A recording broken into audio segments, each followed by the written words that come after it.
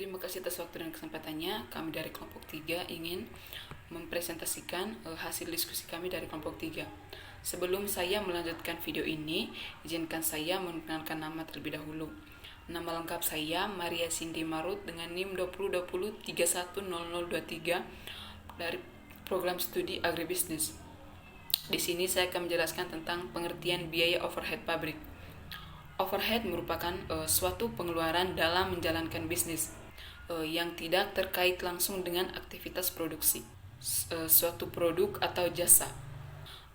Di dalam biaya ini termaksud semua pengeluaran yang tercatat biaya dalam laporan laba rugi perusahaan, di mana biaya tersebut di luar dari aktivitas produksi. Menurut ekonom, pengertian biaya overhead ialah biaya yang dikeluarkan oleh perusahaan tetapi tidak berhubungan langsung dengan proses produksi di bisnis tersebut. Meski terlepas dari produksi, biaya rate atau bisa disebut dengan overhead cost adalah penjamin lancarnya operasional secara keseluruhan dengan menetapkan biaya overhead.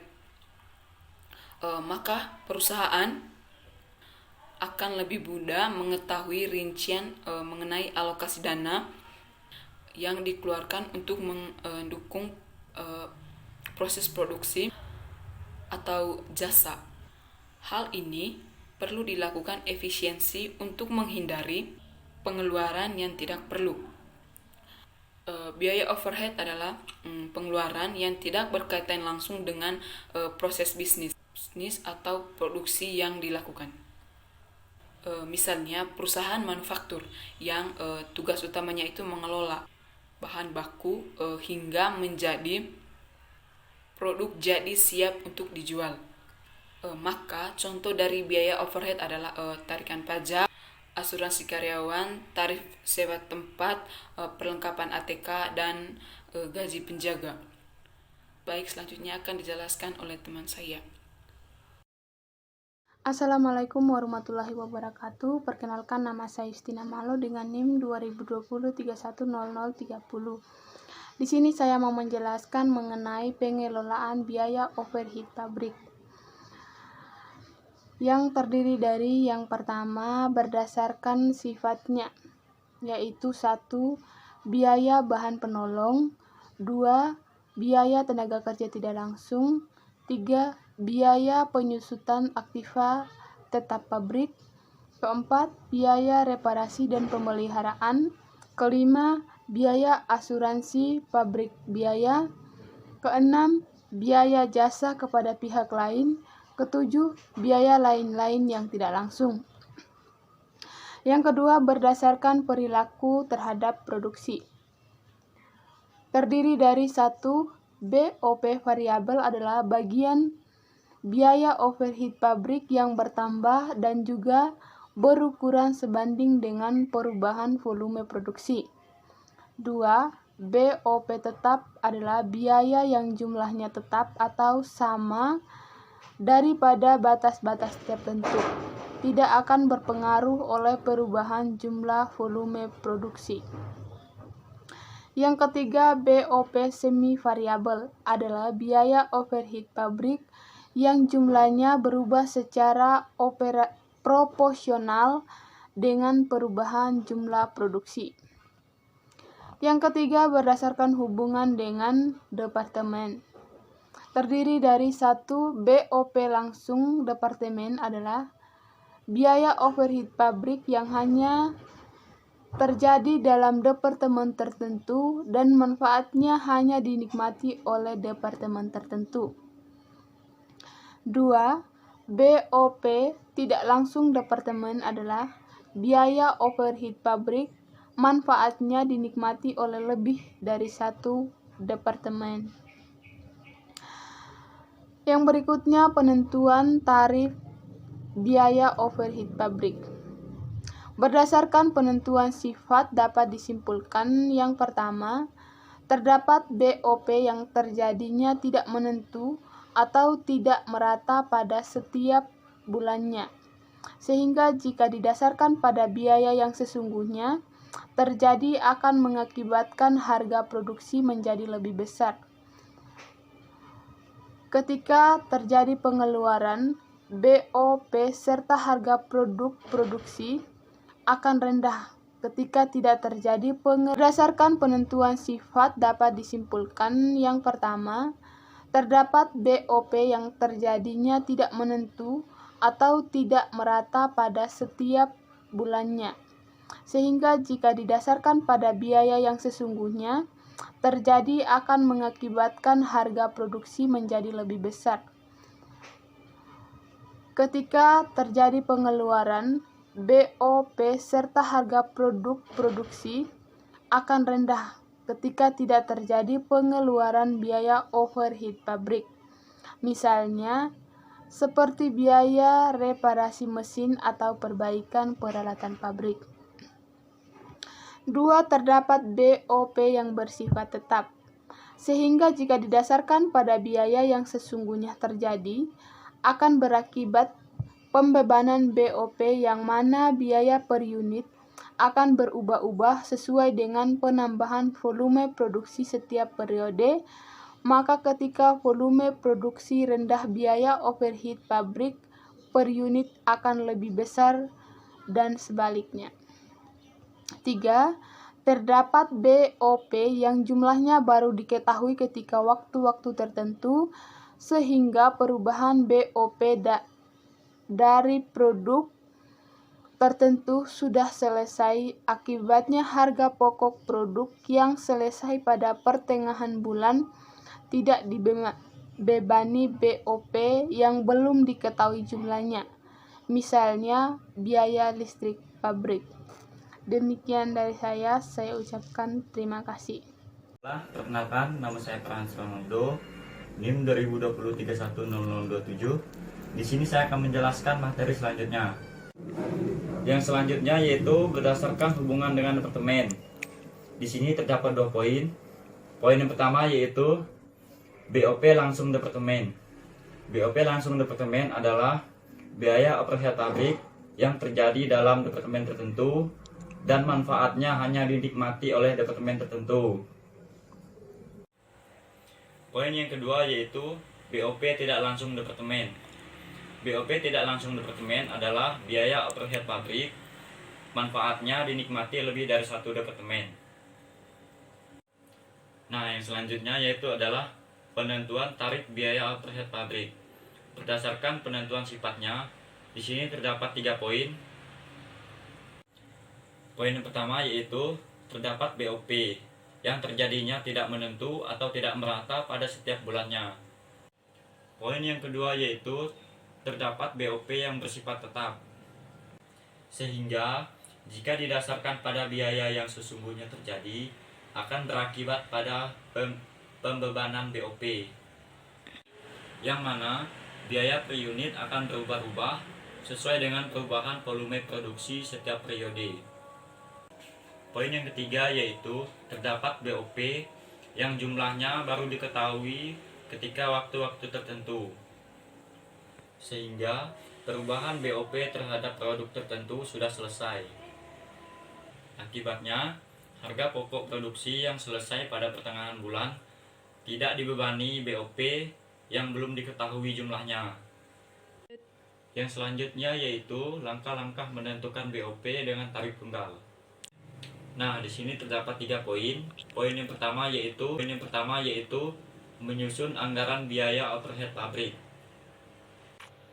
Poin yang kedua yaitu menentukan dasar pembebanan biaya overhead pabrik pada produk. Yang ketiga, menghitung tarif biaya overhead pabrik. Nah, dalam menghitung tarif BOP yang sudah ditetapkan atau ditentukan, bisa dihitung sesuai dengan dasar pembebanan masing-masing. Yang pertama adalah atas dasar satuan produk. Untuk dapat menentukan tarif BOP atas dasar satuan produk, dapat dihitung dengan cara membagi taksiran biaya overhead pabrik dengan satuan yang dihasilkan, dan hasilnya adalah tarif BOP per unit produksi. Sekian presentasi dari saya, yang selanjutnya akan dijelaskan oleh teman saya. Terima kasih. Baik, perkenalkan nama saya Kristianus Artunangkur dengan NIM 2020 310026 dari Prodi Agribisnis Fakultas Pertanian. Di sini saya akan melanjutkan presentasi kelompok kami masih terkait tentang langkah-langkah menentukan BOP dengan tarif tunggal.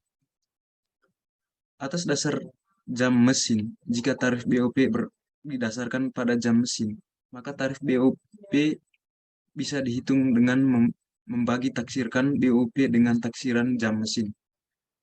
Berikut merupakan rumus yang digunakan taksiran BOP atau taksiran jam kerja mesin. Itu sama dengan tarif BOP per jam mesin untuk dapat menghitung analisa selisih BOP, baik selisih anggaran atau selisih kapasitas penentuan tarif BOP. Seiring dibedakan menjadi 3 jenis, yaitu yang pertama, tarif total. Tarif total adalah suatu tarif BOP secara keseluruhan, baik itu BOP variabel atau BOP tetap.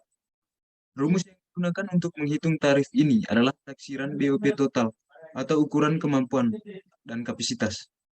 Kemudian yang kedua, tarif tetap. Tarif tetap adalah tarif BOP yang tidak dipengaruhi oleh perubahan volume produksi. Rumus yang digunakan untuk menghitung tarif ini adalah taksiran BOP tetap atau ukuran kemampuan dan kapasitas. Kemudian yang ketiga, tarif variabel. Tarif variabel ini adalah tarif BOP yang berubah sebanding dengan berubahnya volume produksi. Rumus yang digunakan untuk menghitung tarif ini adalah taksiran BOP tetap atau ukuran kemampuan dan kapasitas. Kemudian pembenahan biaya overhead pabrik. Yang pertama, jumlah satuan produk, kemudian biaya bahan baku, biaya tenaga kerja langsung, jam tenaga kerja langsung, dan jam mesin. Faktor-faktor yang harus dipertimbangkan di dalam memilih dasar pembenaan biaya overhead pabrik.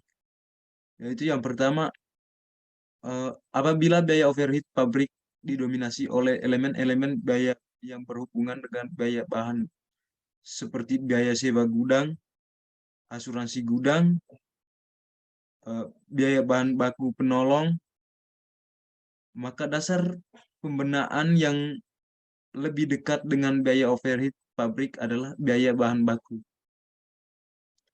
Kemudian apabila biaya overhead pabrik didominasi oleh elemen-elemen biaya yang berhubungan dengan biaya tenaga kerja seperti biaya gaji pengawas, biaya tenaga kerja tidak langsung, maka dasar pembenaan yang lebih dekat dengan biaya overhead pabrik adalah biaya tenaga kerja langsung atau jam tenaga kerja langsung.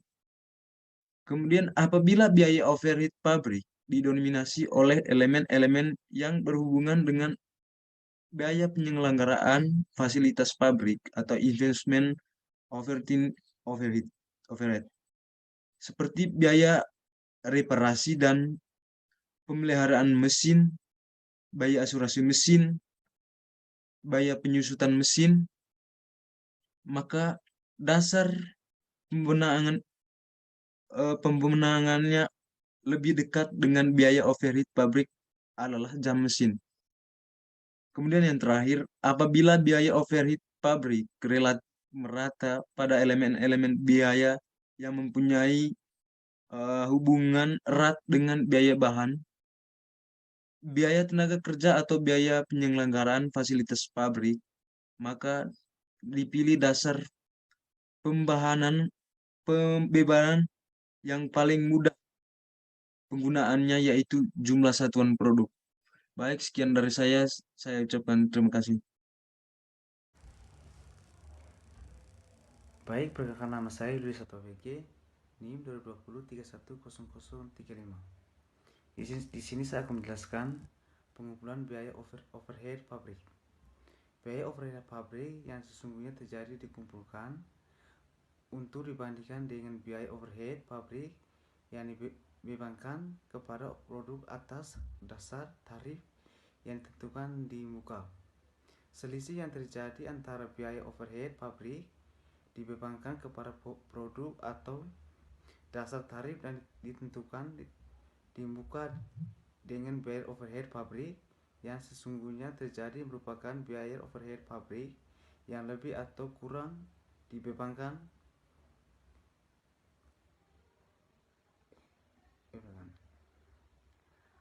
perlakuan terhadap selisih biaya overhead pabrik.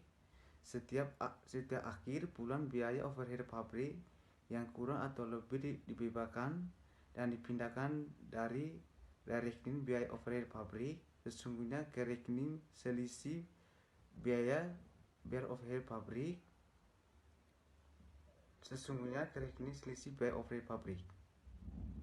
Rekening selisih biaya overhead pabrik yang dicantumkan dalam neraca sebagai beban yang ditanggungan atau overhead pabrik. Hal ini dilakukan dengan alasan bahwa selisih berikutnya. Jika selisih biaya overhead pabrik disebabkan karena ketidakefisiensi pabrik atau di kegiatan perusahaan di atas atau di bawah kapasitas normal, maka selisih tersebut harus diperlakukan sebagai pengurangan atau penambahan rekening harga pokok penjualan. Tidak ada alasan yang kuat untuk menaikkan harga pokoknya tersedia hanya karena ketidakefisien atau adanya kapasitas yang tidak dipakai. Metode pelakukan terhadap selisih biaya overhead pabrik ini sering digunakan tanpa memperhatikan penyebab terjadinya selisih itu sendiri dengan alasan sebagai berikut. A. Manajemen tidak pernah mencoba menentukan penyebab terjadinya selisih biaya overhead pabrik. B. Jumlah selisih tersebut relatif kecil bila dibandingkan dengan saldo rekening yang akan dibebani dengan pembagian selisih tersebut. C. Saldo rekening barang dalam proses dan persediaan produk jadi biaya relatif kecil bila dibandingkan dengan harga pokok penjualan yang lebih atau kurang dibebankan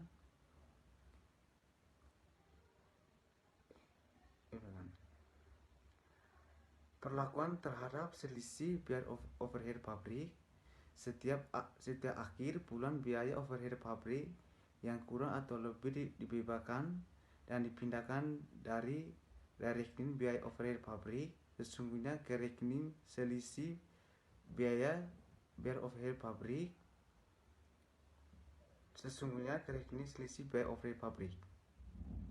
Rekening selisih biaya overhead pabrik yang dicantumkan dalam neraca sebagai beban yang ditanggungan atau overhead pabrik. Hal ini dilakukan dengan alasan bahwa selisih biaya overhead pabrik yang terjadi dalam bulan tentukan akan diimbangi dengan selisih biaya overhead pabrik pada bulan berikutnya. Jika selisih biaya overhead pabrik disebabkan karena ketidakefisiensi pabrik atau di kegiatan perusahaan di atas atau di bawah kapasitas normal, maka selisih tersebut harus diperlakukan sebagai pengurangan atau penambahan rekening harga pokok penjualan. Tidak ada alasan yang kuat untuk menaikkan harga pokoknya tersedia hanya karena